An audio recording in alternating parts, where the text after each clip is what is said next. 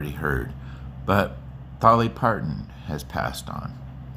And this is a tragedy, truly, because she was an absolute national treasure. I personally think her stuff with Trio, whew, some of the best music ever recorded.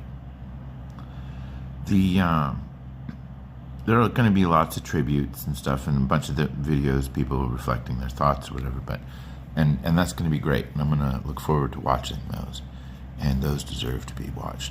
But I'm not going to be making one of those, but instead I'm going to be sharing a fact that you may not have known about Dolly Parton because it was so covered by marketing, because it was kind of embarrassing, or could have been. So now that she's gone, they're going to be releasing this. And so basically Dolly Parton was born with a birth defect, and she was born with an exceedingly large chest cavity. So she had this really huge chest cavity as a baby, and they lived in Appalachia. They were real poor. There were no real doctors that knew what to do about it, so they just kind of rolled with it. And her mother was so caring and loving, and so what the mother figured out to do was to get a magic marker.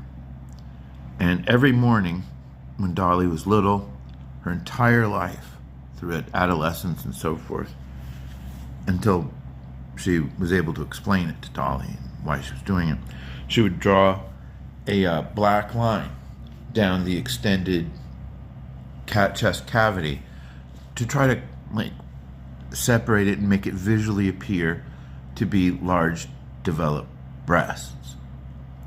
So Dolly leaned into this as a teenager and as an adult, and is consequently well known as being well endowed, and it was always believed to have been surgically enhanced.